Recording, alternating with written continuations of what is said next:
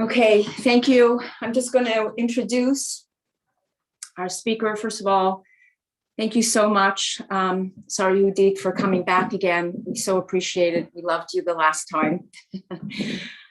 So I want to thank from everybody in this group. It's just been amazing. Sarah Yehudit has pursued the study and practice of religion, meditation, and comparative mysticism since the early 70s. And since 1981 has lived in Jerusalem and followed an Orthodox path of Jewish observance. She studied at Neve Yerushalayim, where she completed the advanced learning program. Before immigrating to Israel, she received her bachelor's degree in molecular, cellular, and developmental biology from the University of Colorado in Boulder. She is the founding director of A Still Small Voice, a correspondence school that has enrolled thousands of students since its inception in 1991. The school provides weekly teachings in classic Jewish wisdom to subscribers around the world. Sarah Yehudit has written Kabbalistic writings on the nature of masculine and feminine, You Are What You Hate, a spiritually productive approach to enemies, eating as tikkun, Purim bursts, and evolutionary creationism. Sarah Schneider currently resides in Jerusalem's Old City, where she spends her days studying, writing, and teaching, both to groups and individuals. Thank you so much, Sarah Yehudit. We're so honored to have you. Thank you. I'm going to put myself on. Oh, there she went. Okay, so first of all, I just uploaded to the chat the sheet of source texts that I'm going to be working with. So I advise everyone to download it, and so you'll be able to follow the material as I move through it. Okay, let's see. And second, I just want to say how honored I am to have the opportunity to share some words about Yom Kippur with such a chashuv circle of women who invest real time and real soul really above and beyond the call of duty into praising Hashem and bringing Mashiach now. So I want to really thank you, and it's a true service to the klal, what you do. Okay, so the teaching I'm going to be sharing is from the Sod Yesharim, Rav Gershon Chenoch Lehner, who is the third Rebbe in the Ishbitz line of Chassidut. His writings are from the mid to late 1800s. And I know that people have their ways of, quote unquote, doing Yom Kippur. The Sod Yesharim suggests a practice that I personally find very powerful, but it's likely that it's different from how you've been relating to Yom Kippur up to this point. And so if it speaks to you, great. And also know that it's not an all or nothing thing, that you can experiment with these ideas in the course of the day here and there. And I think you'll find it a very transforming practice. So it's my practice and my custom to meditate it for a moment before I teach, and then I'll say a prayer, and then we'll begin to learn. So let's meditate for a moment.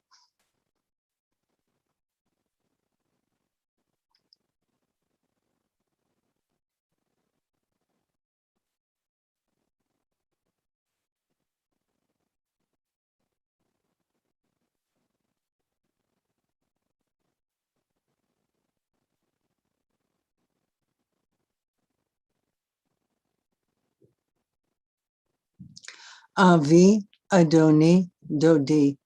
We enter into this study to draw close to you for the sake of holy service and the fulfillment of your will for us and for all of Israel and for this entire planet. Please assist our efforts and guide our understandings.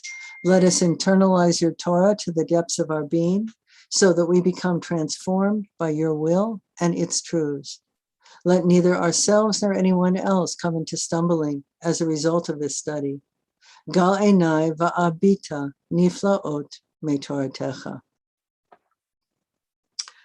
Okay, so mitzvot are called 613 etin, or in Hebrew, etzot, or in English, advices, because they're constantly giving us tips about how to use the moments and opportunities of our lives in the most spiritually productive way possible. And so it goes for our journey through time. Each moment comes with its own lights and possibilities of transformation. The whole inner structure of reality shifts and alters through the cycles of time. Spheres align and channels of possibility open and close, appear and disappear. And the mitzvot tell us how to harness the energies unique to these moments to catalyze the greatest possible tikkun. On Pesach, the advice is to eat matzah. On Rosh Hashanah, to blow the shofar. And on Yom Kippur, the Kohen Gadol, as our holy emissary, performs the very complex and demanding Yom Kippur avoda. For that's the Torah's advice about how to harness this holiest of days to bring about the greatest possible tikkun. And this instruction is introduced by the following psukim in Achrei Mot. I've edited psukim to emphasize the portions relevant to this teaching. It's on your sheet, number 1. Vayomer Hashem el Moshe, Daber el Aharon achicha, Ba'al yavo b'chol et el hakodesh mi beit haparochet, v'lo yamut. And Bezot yavo Aharon el hakodesh, B'par ben bakar l'chatat, Va'ayil la'olah. And Hashem said to Moshe, speak to Aaron your brother, that he should not come at all times into the holy place inside the curtain, in order that he shall not die. Thus shall Aaron come into the holy place, with a young bull for a sin offering and a ram for a burnt offering, etc. And then the passage continues to detail all the korbanot and all the detailed requirements of the day. And that's the pshat of the verse, bezot, of the second pasuk, bezot, with this Aaron may enter the Holy of Holies, meaning with these preliminaries, with these offerings and purifications under his belt, so to speak, Aaron may enter the Holy of Holies and be assured that he will not die from the fiery presence he'll encounter there. Otherwise, Hashem your God is an Eish Ochla, a consuming fire, impossible to bear. That's the pshat. But the Sod Yesharim, basing himself on the Baal Shem Tov, who bases himself on Kabbalah, learns out a deep secret from this passage, and in particular, from the seemingly innocuous pronoun, zot. And that teaching of the Sod Yesharim is what I want to explore today. And spoiler alert, we're going to discover that this simple pronoun, zot, is actually a code word that holds the secret of how to make the most of the spiritual resources that are showering down on this highest of holy days. Yet now, without the temple and without our holy envoy, the Kohen Gadol, the responsibility and opportunity falls upon each one of us to find our own way into the Holy of Holies by fulfilling the Torah's prerequisite of Zot. Now, the first clue is to find the place in Torah where the word Zot first appears. This is a time-honored practice of Torah commentary. Tradition holds that a word's first mention reveals the essence of that term.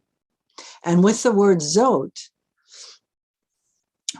and this word Zot has a most intriguing starting point.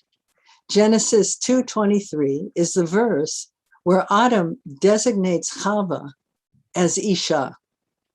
And in that verse, the word Zot actually appears not only for the first time, but it appears 3 times. Vayomer ha'adam, zotapam first time, zotapam, etzem me'atzamai, uvasar mibsari, lezot, second time, yikare isha, ki me'ish luchacha zot, third time. And the man said, this time, bone of my bone, flesh of my flesh, for this she will be called Isha, because from Ish, this was taken. So on one hand, Zot is simply the feminine form of Zeh, the pronoun meaning this. But given its pasuk of origin, Kabbalah reads Zot as a kinui, a code word or nickname for the Shekhinah, the cosmic feminine, and in particular, the lower moon-like malchut expression of the feminine that is encapsulated by the phrase, late lemigarma klum. She has nothing of her own, only what she receives from her son. The Sod Yesharim understands from the Torah's instruction to the Kohen Gadol that only bezot, only accompanied by the lower Shekhinah, can Aaron safely enter the Holy of Holies. And so the question becomes, Lamaisa, in practice, what does this mean? What is this asking of the Kohen Gadol?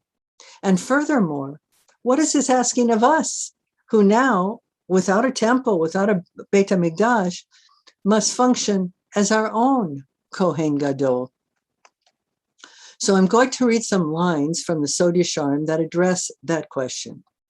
But first, a brief overview of the principles involved.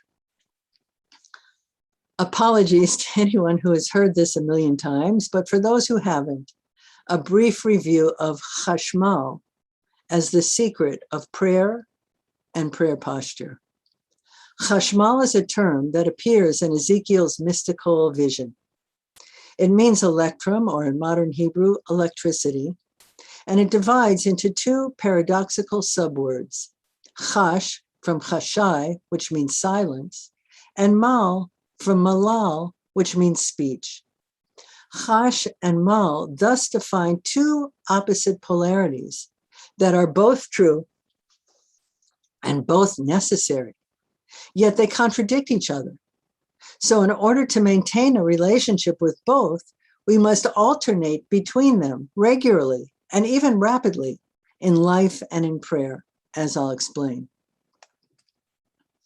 Chash, silence, is the receptive polarity. I listen for your guidance, Hashem. I surrender my will to you. I accept the present with all its hardships unconditionally. I want only what you want for me.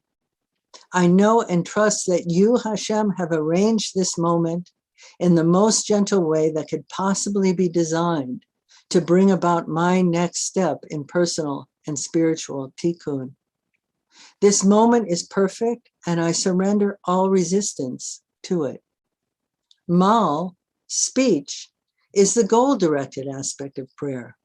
We have lacks and yearnings and pains, and the Torah requires us to turn all of that into prayers, specific prayers for whatever is missing in our lives. If we have a need and we don't turn it into prayer, we've neglected a positive commandment of the Torah. And so the sod of Hashmal, which is also the secret of potent prayer, is to dance back and forth between these two paradoxical truths. Chash, this moment is perfect exactly as it is. She'asali kol tzarchi, I have all that I need. And mal, crying out for what is lacking and broken and frustrating in our lives and in the world. And you must really, truly mean each pole when you state it. And in the dance between them, each becomes sharpened and empowered. And so the Sod Yesharim demonstrates with many proofs and sources that the posture of prayer on Yom Kippur is different from every other day of the year in regards to its balance of chash and mal. So I'm going to read on the right column, the lower paragraph that's highlighted. And I'm just going to read the lines that are underlined in yellow. Ki b'chol hashana hu kach ratzono yitbarach sheya'amid ha'adam mitzido dafka kli kibul lekabel et ha'or me'Hashem yitbarach. So on every other day of the year, not Yom Kippur, what it means to be a spiritually responsible person is to have prayers, wills, and goals before one at all times. That's what it means to present our kli kibul, our begging bowl, to Hashem. The Sod Yesharim uses the symbol of begging bowl to convey the practice of mal, of prayerful request. V'lo yimsor ha'adam b'chazara gam ha'kli kibul, ki zot haita avodato shel Kain. Hashem does not want us to give the whole thing over to him, both the chash and the mal, as if to say, Hashem, you decide what I should do with my life and what I should pray for, and then say the prayer and then provide me with the resources to do it. The Sod Yesharim, which I'm not going to go into the detailed explanations, but they're there on your sheets. The Sod Yesharim equates that approach to Kain's rejected korban. Let's see. Okay. Ve'ein zot beratzono yibarach bo'olam hazeh la'avod b'mesirut nefesh kazot k'dechtiv asher lo tziviti v'lo alta al libi. So this mode of only chash with no mal is not what Hashem wants from us. The Sod Yesharim brings a verse from another context, Yirmiyahu, to express Hashem's rebuff of that mode of prayer. I did not command you to do this, and there is no trace of desire in my heart for it. Those are very strong words the Sod Yesharim is employing to convey that chash without mal is not the service Hashem seeks from us. Instead, Hashem wants us to chart a course for our life, to take responsibility for that. Hashem wants a dialogue around these things. He wants us to roll up our sleeves and make a plan of how to fill our lacks and fix our broken places and actualize our potential. And then, of course, to enlist his input by turning our goals into prayers, mal, and seeking his corrections and even vetoes if necessary, chash. That's the avoda that Hashem prefers 364 days of the year. But, says Sod Yesharim, Yom Kippur is different. Yom Kippur is the one day of the year where we actually do renounce all requests, where we leave our kli kibul, our begging bowl, at the door, and we surrender absolutely to Hashem's will. We're in total, utter chash. Yom Kippur is Shabbat Shabbaton, a double dose of Shabbos, which translates into a double dose of chash. Okay, so now I'm going to read the paragraph on the right column, the higher one. Hema mosrim kol halavushim la'Hashem yitbarach ve'ein ma'amidim mitzidam afilu kli kibul. So on Yom Kippur, we renounce all levushim, meaning all preferences for how our lives should look, all of our conceptions of what would be a good year, no matter how broad, evolved, selfless, and enlightened those conceptions might be. We leave our begging bowl at the door. Rak ma shemachin lehem Hashem yibarach kli kibul. On this day, we give it all back to Hashem, our chash and our mal. We are in total radical acceptance mode. V'zeu va'al yavo b'chol eit ki im bezot. V'zot romez al midat ha'malchut deleit le migarma klum k'de'ita b'zohar kodesh. So this is what it means that on Yom Kippur, the Kohen Gadol must be in Zot consciousness, Malchut consciousness, Shechina consciousness, total, absolute, receptive consciousness, which the code word for that in Kabbalah is Leit Lemi Garma Klum, having the feminine, the moon has no light of its own, only what she receives from her sun. We are, in that sense, surrendering even the right, or as the Sod Yesharim understands it, the responsibility of articulating a preference. Hainu, yikabel ha'adam la'atzmo shum, Hainu, shelo yikabel ha'adam la'atzmo shum tikifut mitzido rak she'imsor kol kocho la'Hashem Yitbarach. We're renouncing all efforts to control the outcome, all takifut, and instead just trusting Hashem's absolute discretion.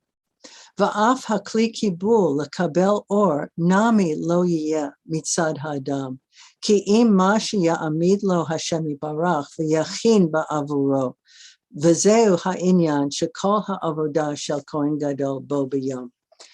And even the begging bowl, which expresses the mal aspect of malchut, the acknowledgement of lack and prayer for it to be filled, even that is too controlling and by extension too limiting for this day, as we'll see.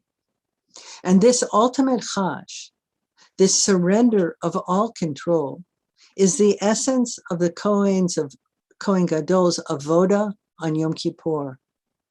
It's that consciousness that all the mitzvot of the day are trying to instill in him and in us.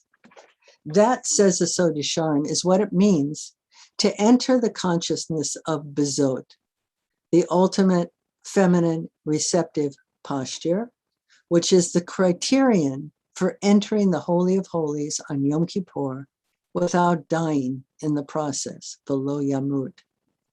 So now I want to bring this down a notch to explore what this might look like in practice. In another piece, it's on the bottom left column. I'm not going to read the text, but it's there for you. On Yom Kippur, so the Sod Yesharim on Yom Kippur notes that the central mitzvah of the day is the lots that the Kohen Gadol casts over the two goats that are destined for two polar opposite fates. One goes in to the Holy of Holies and one goes out to the wasteland. One rises, the other falls. Now, presumably, it's right and just for one of those goats to be the one that goes in, while the other one has earned the fate, so to speak, of going out. It's not random. Each goat has earned its destiny. But how can the Kohen Gadol make that call? They're identical in appearance. How can he judge their respective fates? His guidance must come from a place beyond mind. In fact, it is the deep admission of not knowing that draws the light that guides the lots. In this sense, the central mitzvah of Yom Kippur, the goral that's cast over the two goats, forces the Kohen Gadol to touch the place of ultimate chash, of knowing that he does not know and cannot know, in this case, how to distinguish this goat from that. When the Kohen Gadol throws those lots, doesn't actually throw them, but just, he steps into Zot consciousness, 100%, in order to draw the guidance from Hashem undistorted by the limitations of his own personality. And that becomes a prototype for us on Yom Kippur, knowing that we really and truly don't know what the best possible unfolding for our lives should look like. And so when a thought comes up of yearning, fear, striving, or judgment on Yom Kippur, our work is to use that as a trigger to affirm our Zot. Hashem, I have no idea what is up and what is down, what is truth and what is delusion, what to pray for and what to accept. On this holy day of Zot, I put it all in your hands. I renounce all takifut.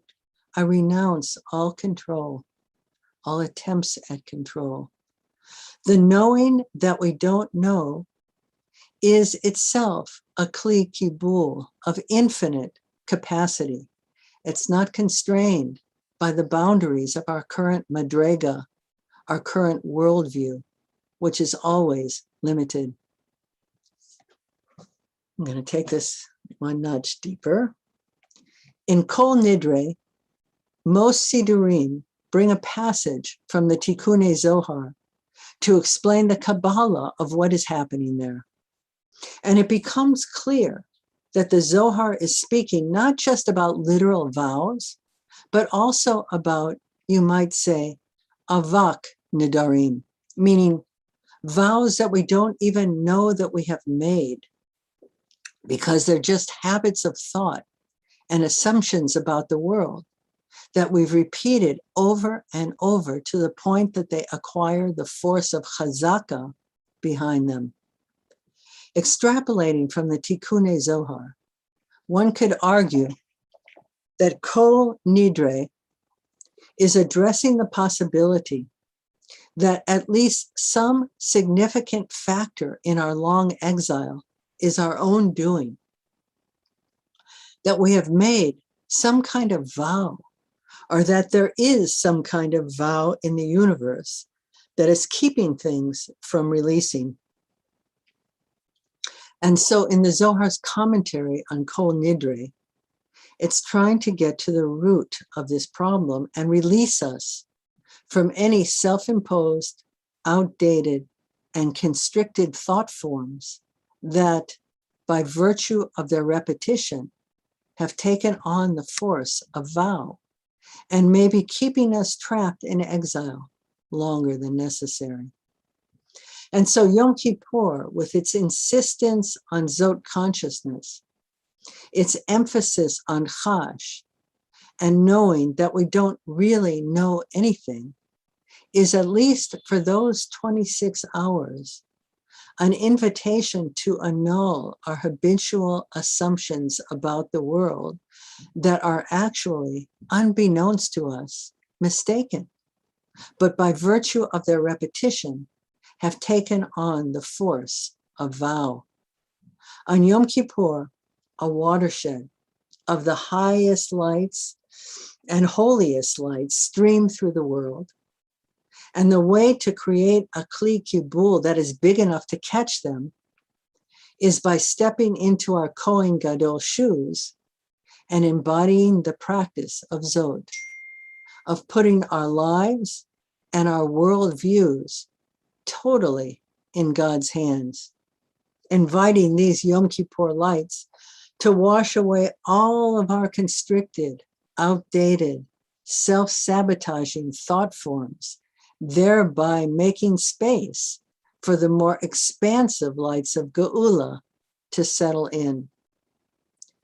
So I want to bless us as individuals, as a community, and as members of the larger world community, that we should, on this holiest of holy days, find the place of Zot inside our souls, the place of knowing that we really don't know what to pray for and what to accept.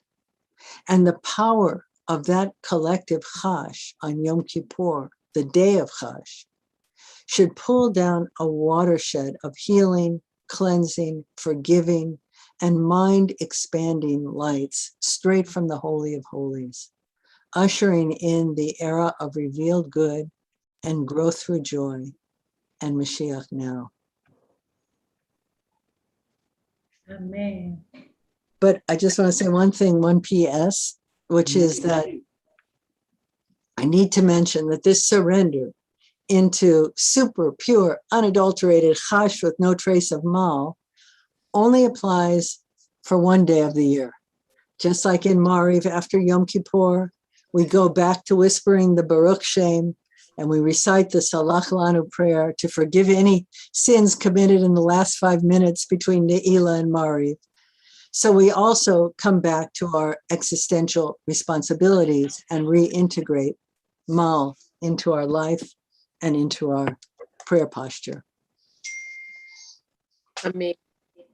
Can I ask you something? I'm sure that people want to ask questions, but can I, when you talk about the Chash and the Mal, Yes. right? So the inyan of knowing that everything's Hashem and surrendering versus the coming to the Ribono Shel Olam and asking him, right? Are you talking about the run and return? Is that what you're? It is like there are 5 pulses in the universe. There's the Ani Ayin pulse, there's the Chash and Mal pulse, there's the Ratzo Vashov pulse, there's the Mati Velo Mati pulse, and there's the Hid Pashtut and Histalkut pulse. So it's a pulse, the Ratzo Vashov, but it's slightly different from the Chash and Mal. Ratzo Vashov is a kind of vertical vibration, and Chash and Mal is a more horizontal vibration of surrendering will, asserting will, surrendering will, asserting will. When you talk about the asserting, I'm going to give other people a chance. I apologize. I just want to ask a question. I just want to say one thing, that I double booked accidentally. And so I was I had 2 teaching appointments at 3:00. So they put the other one moved to 4. So I'm going to have to stop exactly by 4. Okay, so the next question I just asked, the asserting, when you talk about the asserting, you talked about that in the beginning, the concept of almost taking responsibility for ourselves, not just leaving it to Hashem and saying to the Rabban Shalom, this is, I completely surrender to you, but also saying that I take responsibility and I'm going to do the work in order to see what it is I need to do to fix it, and then put that into prayer. Is that correct in the way that I understood it? Right. Like Hashem, you've asked me to take responsibility for my life, to chart a course for my life. So I'm looking in, I'm looking out, I'm trying to understand your messages. I'm trying to read your hints through the circumstances of my life. I'm listening in to what you're kind of awakening in my soul. And I've chosen this as I think this is my track, and I think I'm on the right track. And so I'm putting it out there as through hishtadlut and also through prayer. And if I'm right, then please prosper my path. And if I'm not, then don't answer my prayer and let me know as gently as possible how to correct my way. So that's Mal and Chash and Mal. Wow. So you're saying that on Yom Kippur we give up Mal and we completely go to Chash. Right. I have no idea what to pray for. I mean, it's an acknowledgement that the big picture is unfathomable to me. It's like the throwing lots. You flip a coin. When you let the coin from your hand, you're acknowledging, I have no idea. I'm renouncing all control over whether this coin should be heads or tails, and my answer should be yes or no. And I'm asking you, Hashem, to control it. Not that flipping a coin does that, but with a coin gadol, there's lots. That is what's happening. In the last few minutes, I want to open it up. I know that she has to get off in a few minutes. Does anybody have any question? Yeah, go ahead, Michaliba. Yes. Hey. Hi, so does that, I missed you. I missed you. I missed you so much. So nice to see you. Gemar Chasima Tov. So does that mean that on Yom Kippur we're sort of strengthening that muscle of, I mean, clearly it sounds like we're strangling, maybe we're strangling. We're strengthening the emunah, we're strengthening the emunah muscle, because after the day of Yom Kippur, right, like you're saying, we have to go in with emunah that Hashem's going to give us the opportunity to continue to correct our way of thinking. Meaning, if there's this subconscious, habitual thinking that the whole world is doing, I'm doing, we're all doing, it doesn't just go away. I mean, we're asking Hashem to wipe us away from it, but clearly there's going to be remnants even after Yom Kippur. So I think what I'm feeling from what you're saying is that, but the difference is that after Yom Kippur, I can say, okay, HaKadosh Baruch Hu, I don't have to be so hard on myself. I can still go in and it's still like I can take the Yom Kippur mindset of just continuing on my way, but constantly having that emunah that even if I am thinking the wrong way, if I am asking for things that may not be according to what Hashem wants for me, there's still an element of surrender, because I've gained that surrender ability over Yom Kippur. Do you know what I'm saying? Like I filled my. That's why it says that Aaron should lo yavo b'chol eit b'kodesh. And so b'chol eit is translated Kabbalistically as to the day that is called all time, because the Yom Kippur is the energy of Yom Kippur is distributed to every single day of the year. And so that our practice on Yom Kippur is the panemiut of all the days of the year, and is going to enrich and impact and uplift how we relate to all the days of the coming year. Like the ultimate Makor HaBracha. Yes. Okay, thank Now, you. I'm sorry that I can't answer more questions. I really have to get ready for this other class. Okay. Yeah. Thank you. Okay. Thank you.